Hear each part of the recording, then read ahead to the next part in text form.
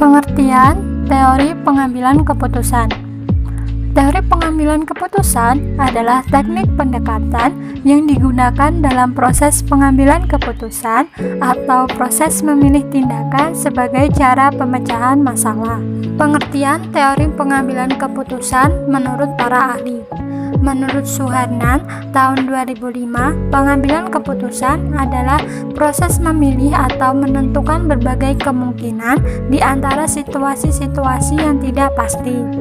Dan menurut Terry, tahun 2003, pengambilan keputusan adalah pemilihan alternatif perilaku dari dua alternatif atau lebih tindakan untuk memecahkan masalah yang dihadapi melalui pemilihan satu di antara alternatif-alternatif yang memungkinkan. Elemen-elemen teori pengambilan keputusan. Yang pertama ada kepastian, yaitu informasi untuk pengambilan keputusan tersedia dan valid. 2. Resiko, yaitu informasi untuk pengambilan keputusan tidak sempurna dan ada probabilitas atas suatu kejadian. 3. Ketidakpastian, yaitu suatu keputusan dengan kondisi informasi tidak sempurna dan probabilitas suatu kejadian tidak ada. 4. Konflik, yaitu keputusan di mana terdapat lebih dari dua kepentingan. 5. Pilihan atau alternatif yang terjadi bagi setiap keputusan. 6. State of nature, yaitu peristiwa atau kejadian yang tidak dapat dihindari atau dikendalikan oleh pengambil keputusan. 7. Hasil atau payoff dari setiap keputusan. Teknik pengambilan keputusan dapat dilihat dari tabel di bawah ini. Situasi keputusan. 1. Ada kepastian. Pemecahannya dengan deterministik menggunakan teknik linear programming, model transportasi, model penugasan, model antrian, dan model network. 2. Ada resiko. Pemecahannya dengan probabilistik menggunakan teknik model keputusan inventor probabilistik dan model antrian probabilistik. 3. Tidak ada kepastian. Pemecahannya tidak diketahui menggunakan teknik analisis keputusan dalam ketidakpastian. 4. Ada konflik. Pemecahannya tergantung tindakan lawan dan teknik yang digunakan adalah teori permainan. Baik, yang selanjutnya adalah keputusan dalam kepastian. Keputusan dalam kepastian sendiri dapat diartikan sebagai sesuatu hal yang kita putuskan itu sudah mendapat kepastian atau mendapatkan jaminan yang dimana hasil dari setiap alternatif tindakan itu sendiri dapat ditentukan di muka dengan pasti. Misalnya model linear programming, kemudian model integer programming, dan model deterministik. Apa sih tujuan keputusan dalam kepastian? Tujuannya sendiri pun ada 3. Yang pertama adalah memiliki lebih dari satu tujuan, kemudian yang kedua lebih dari satu alternatif tindakan, dan juga setiap tindakan mempunyai satu atau lebih dari hasil. Seperti itu. Kemudian yang selanjutnya adalah keputusan dalam kondisi beresiko. Pengambilan keputusan ini terjadi seperti halnya sebagai berikut. Yang pertama adalah terdapat lebih dari satu alternatif tindakan.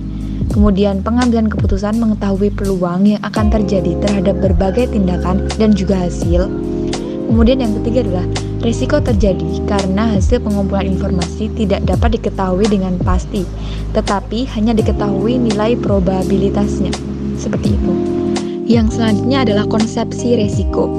Konsepsi resiko merupakan sesuatu yang akan diterima atau ditanggung oleh seseorang sebagai bentuk konsekuensi atau akibat dari suatu tindakan yang telah dilakukannya.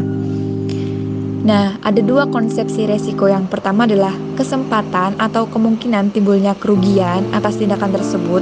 Kemudian yang kedua adalah penyimpangan hasil aktual dari hasil yang telah diharapkan. Selanjutnya adalah akibat resiko. Dari akibat resiko yang sudah dijelaskan tadi, itu menimbulkan dua akibat. Yang pertama adalah kerugian dan yang kedua adalah adanya ketidakpastian. Risiko tidak dapat dihilangkan sepenuhnya, tetapi hanya dapat diminimalkan atau dibuat sekecil mungkin sampai pada batas-batas tertentu, yaitu dengan jalan mengelola risiko secara baik, yaitu manajemen risiko. Antara lain dengan jalan menentukan nilai harapan, seperti itu. Berikutnya kita masuk ke dalam contoh. Nah, bisa kita pahami di sini ada penjual koran mengambil koran pada waktu pagi dan menjualnya. Harga jual koran tersebut adalah Rp1.000 dan harga belinya adalah 800 per koran. Koran yang tidak laku di sore hari tidak mempunyai harga. Dari catatannya, probabilitas koran yang laku setiap hari itu dapat diketahui prop 1 laku 10 koran maksudnya. Nah, itu sebesar 0,10. Kemudian yang prop 2 laku 50 sebesar 0,20 dan juga prop 3 laku 70 koran menghasilkan 0,30. Nah, pertanyaannya, berapa koran yang harus dibeli setiap harinya? Baik, selanjutnya kita akan menjawab dari pertanyaan yang sudah ada tadi. Nah, di sebelah kiri ini ada tabel, itu adalah jawabannya, sedangkan di sebelah kanan ini adalah cara pengerjaan di dalam tabel tersebut. Nah, saya akan menjelaskan sembari menyimak ya. Nah, itu pi of 10. Nah, pi of 10 ini itu cara mengerjakannya dapat dihasilkan 2000 dari 10 dikalikan 1000 harga jualnya, kemudian dikurangi 10 dikali 800 yaitu harga belinya, jadi hasilnya 2000. Nah, di kolom selanjutnya pun ditulis sama, yaitu 2000. Nah, kita lanjut yang kedua, itu kita masuk di kolom pi 50 dulu ya. Nah, di situ caranya sama seperti halnya yang tadi, 50 dikalikan 1000 dikurangi 50 kali 800 hasilnya 10.000. Nah, jadi kolom yang selanjutnya maksud saya, nah itu ditulis sama 10.000 seperti itu. Nah, kita lanjut ke yang pi 70. Pi 70 sama 70 dikalikan 1000 dikurangi 70 dikalikan 800 hasilnya sama dengan 14.000. Nah, jadi di kolom pi of 70 itu ditulis 14.000, hanya itu aja. Jadi sebelahnya kan udah nggak ada tuh, jadi kita nggak tulis lagi sebelahnya. Nah, selanjutnya yang tadi yang pi 10 50 itu masih kosong, dan juga pi 10 70 pi 50 70 itu masih kosong.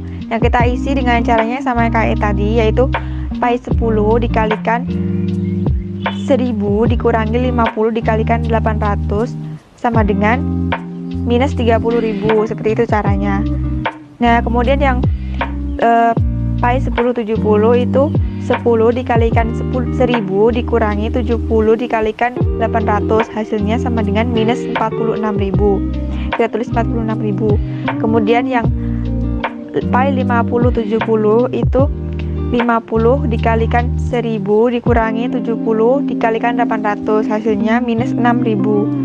Nah, udah terisi semua kan kolom di pi of dari 10, 50 dan 70, baris ke bawah itu sudah terisi semua. Kalau sudah terisi, maka kita cari expanded pi of-nya itu yang ada di sebelahnya. Nah, cara mencarinya yaitu dengan cara yang EP 10, pembelian 10 itu maksud saya. Nah, itu kan yang di pi 10 itu ada 2000, 50 ada 2000, 70 ada 2000. Nah, dari pi 10 2000-nya itu dikalikan dengan 0,10.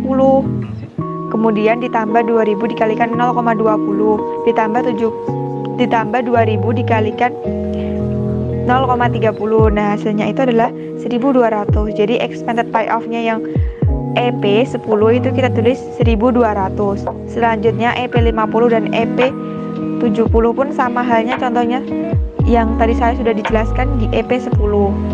Nah, nanti kalau sudah ditemukan semua tuh seperti itu, nah kita akan mencari nilai tertinggi dari expanded pi of-nya itu adalah 2000, yaitu di kolom 50, EP 50 ya. Nah, di EP 50 itu berarti yang paling tinggi yaitu 2000. Jadi penjual koran itu harus membeli 100 expired per hari dengan pay off. Selanjutnya adalah keputusan dalam ketidakpastian. Pengambilan keputusan dalam ketidakpastian memperlihatkan suatu keputusan di saat probabilitas hasil-hasil potensial tidak diketahui.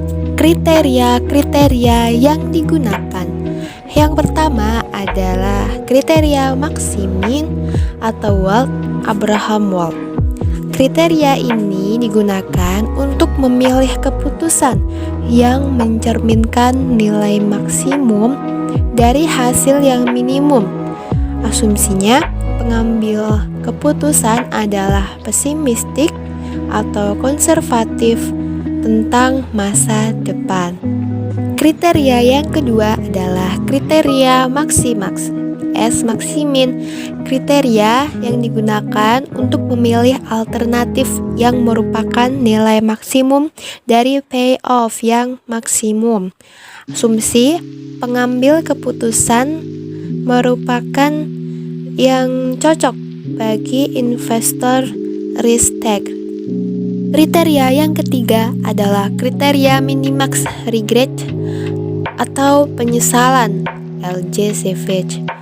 Kriteria ini untuk menghindari penyesalan yang timbul setelah dilakukannya pemilihan keputusan, di mana jumlah regret atau opportunity loss sama dengan P of max dikurangi P of alternatif pada peristiwa tertentu.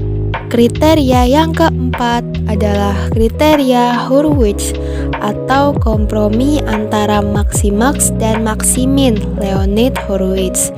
Kriteria ini merupakan kriteria di mana pengambilan suatu keputusan tidak sepenuhnya optimis dan pesimis sempurna, di mana koefisien optimisme A sama dengan 0, kurang dari sama dengan A, kurang dari sama dengan 1, dengan A 1 berarti optimis total atau maximax, 0 berarti sangat pesimis atau optimis 0 atau maximin, atau bisa disebut juga A itu optimis, 1 min A itu pesimis.